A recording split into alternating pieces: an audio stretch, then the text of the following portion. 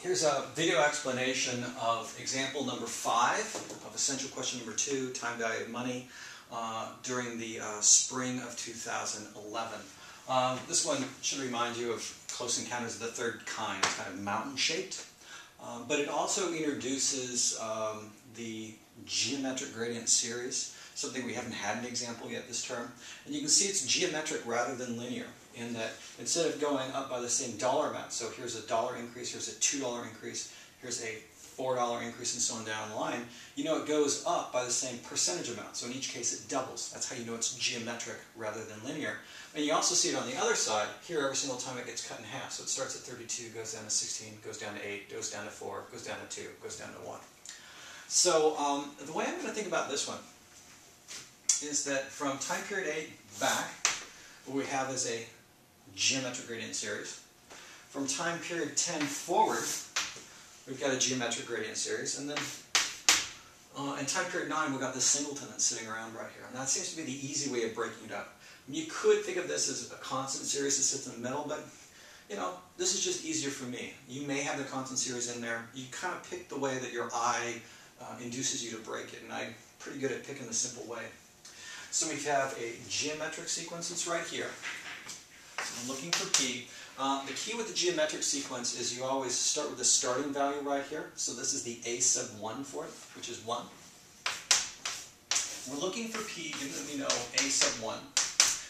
Whatever the interest rate is, G is doubling, so it's 100%. And we'll figure out what the N is in a bit.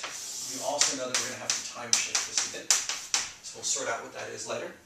Our singleton is really easy because it's just something that's 32 high that is in time period 9, so we can just easily do it that way.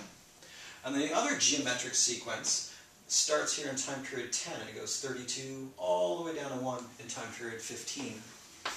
So it's 32, so we're looking for P, given we know A sub 1, whatever the interest rate is, and then G is supposed to be negative 50%.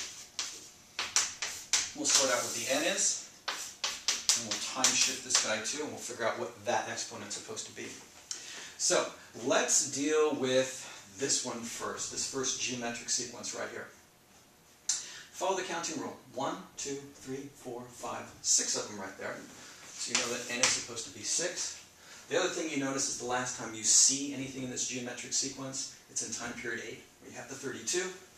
So that you know 6 and 2 together should equal that last time period 8, so you're supposed to shift it 2 periods. So again, geometric sequence, here's its relative 0, here's that relative 1.